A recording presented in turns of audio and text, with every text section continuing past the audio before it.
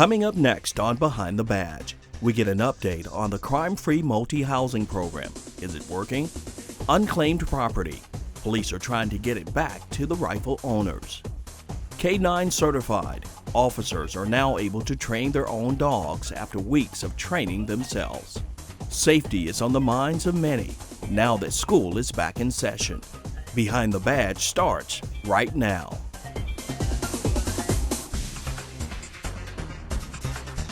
Hello everyone, I'm Larry Flowers, and welcome to Behind the Badge, an inside look at news and newsmakers of the Murfreesboro Police Department. We're coming to you on location at the historic downtown square as residents and police celebrate a night out against crime. It started some 35 years ago with residents simply turning on their lights and sitting on their front porches in an effort to reduce crime. Now, National Night Out has grown. Here in Murfreesboro, the city hosts 3 events at 3 locations: SportsCom, Patterson Park, and of course, here at the historic downtown square. And joining us to talk about National Night Out is Community Relations Sergeant Amy Norval. Amy, what's going on here today?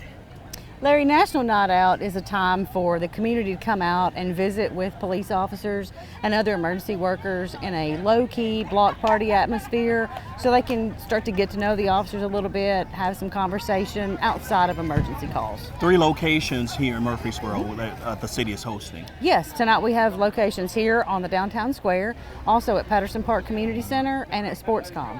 And this gives the community an opportunity to mingle with police officers, city leaders, and just have a safe event. Yeah, just come out, get a lot of information. There's several different organizations here with resource information. We have food here. There's a bingo game going on around front with prizes and different items. So we just encourage everybody to come out, stay a few minutes, or stay for the whole time. All right. Thanks. Appreciate you joining us. Thank you, Larry. Thanks. That was Sergeant Amy Norval. It's been more than a year now since Murfreesboro Police partnered with Middle Tennessee State University and enacted the Crime-Free Multi-Housing Program, a program designed to hold apartment complexes accountable to crime happening on their properties. Krista Davis manages 3 apartment complexes in Murfreesboro. College Center Apartments, College Point Apartments, and University Center Apartments. Those complexes are locally owned and the first and only to become certified through the Murfreesboro Police Department's Crime-Free Multi-Housing Program. I'm not sure if I'm more excited or disappointed, but I am excited and very proud that we were the first ones. I do wish more properties would be involved with the program. It's only here to help us and to make our community a better place. The program was implemented in 2018 to reduce crime and the fear of crime at apartment complexes near the MTSU campus. As a parent, you wouldn't want to turn your child over to a community where it's unsafe. So we need to come together, whether it's individually for ourselves or doing it for the good of the city. All of us on board would just make such a huge difference.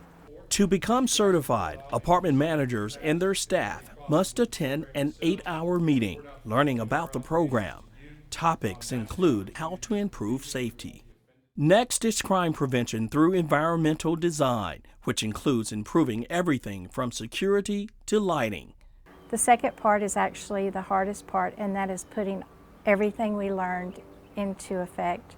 Replacing door jamb screws, deadbolts with 3-inch screws in every single door, not just exterior doors, but bedroom doors. Secondary window locks on all of our windows to prevent them being lifted from the outside if they are left unlocked by a resident.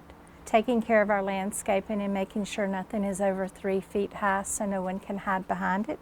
Exterior lighting, sliding glass doors, secondary locks for those, peepholes in every single door that are 180 degrees. All these things, and this was the absolute hardest part, and is what is so time consuming.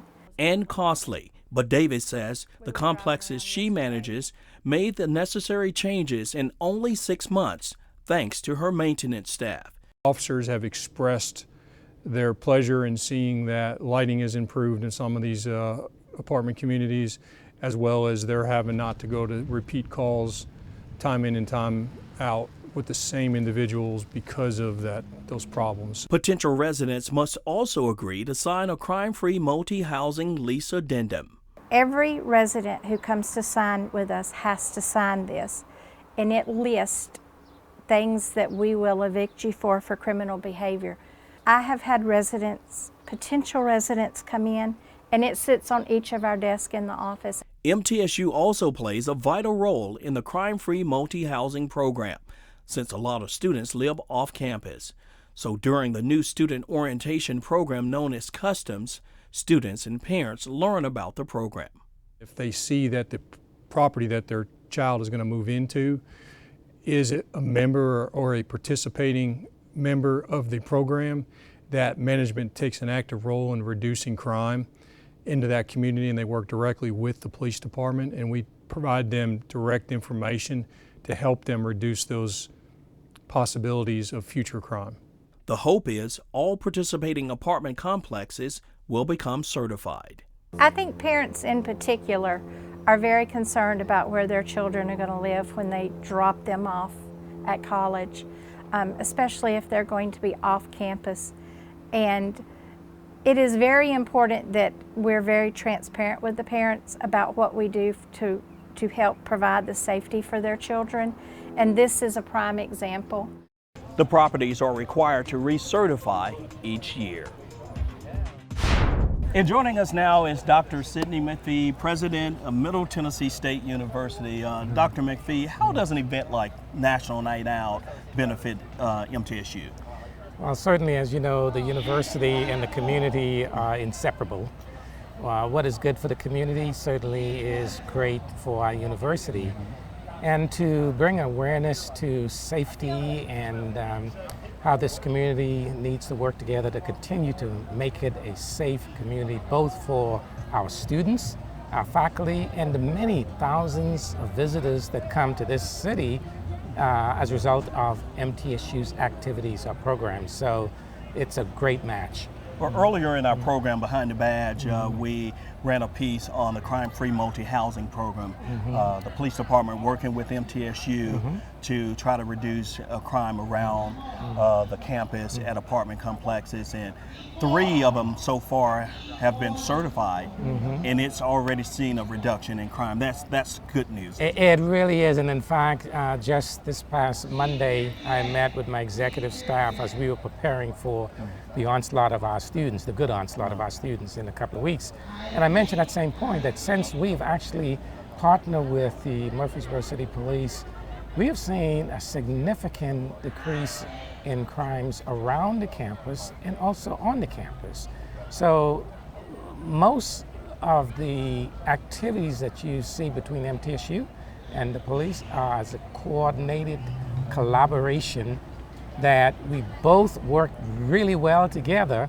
And while we have 1 or 2 incidents, and one is too many, let me put it that way, but this is a really safe community. And for the size of MTSU, if you look at all the crime statistics reports that comes out by the FBI and the TBI, MTSU and this city has a very low rate compared with other comparable communities. So that only can happen with the great partnership between the city and the university. And that's what this event, of course, is about, partnering with community entities. But really appreciate you joining us, Dr. McPhee. My pleasure, Larry. Dr. Always. Sidney McPhee, President of Middle Tennessee State University.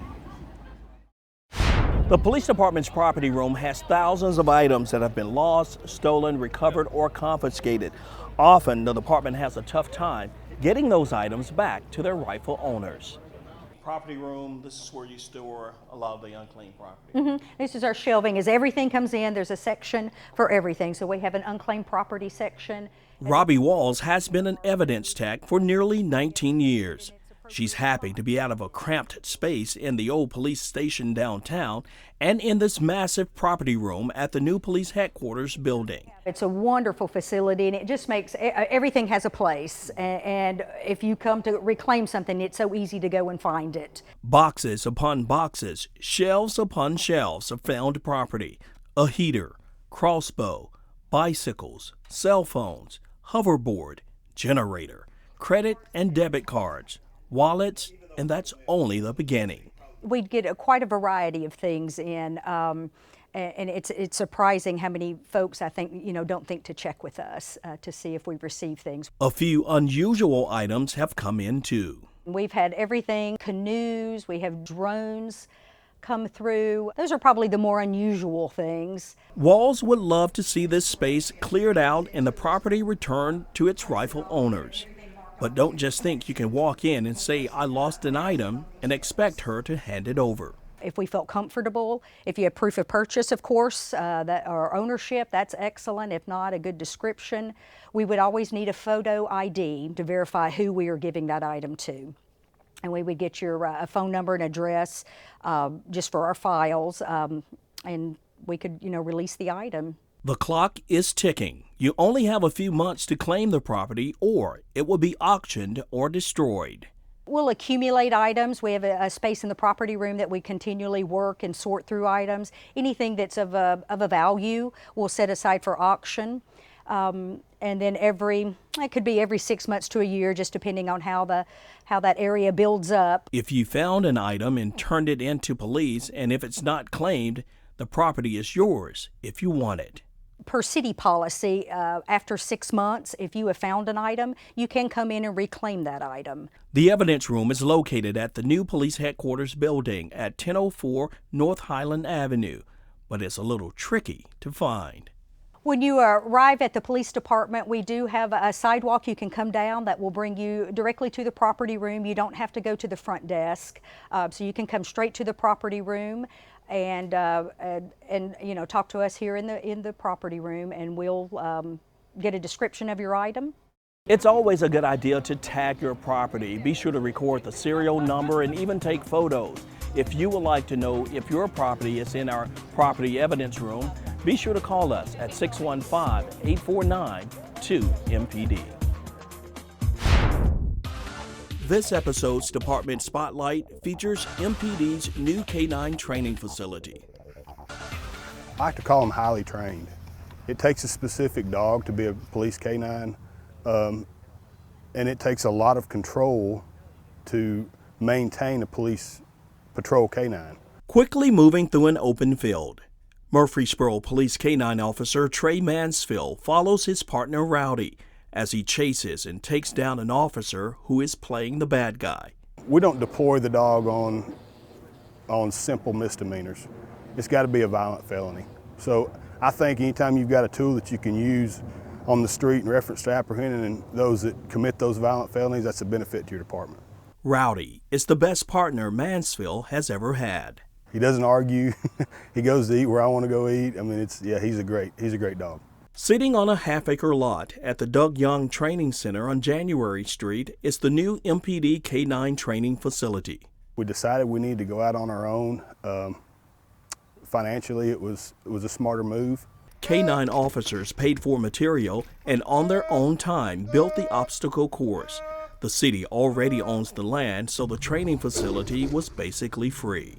We're not having to travel, so you're saving the city gas. So we're not having to spend the night anywhere. You're saving on lodging. If we can do everything in-house, there's a huge benefit to that cost-wise. K9 Unit Sergeant Mark Wood spent 2 weeks, and Officer Ryan Hollabaugh in Mansfield spent more than 2 months in Evansville, Indiana, at Top Dog Kennels. They learned from retired Evansville Police K9 Captain John Holler. He offered to train us free of charge if we would just come up and help him. So we went up there for two and a half months, helped him out with training the dogs, and learned a ton from him. The city is saving even more money now that Mansfield and Hollabaugh are United States Police K9 Association certified trainers. They will train the police department's 8 K9s weekly for their monthly certification instead of paying tens of thousands of dollars to other agencies.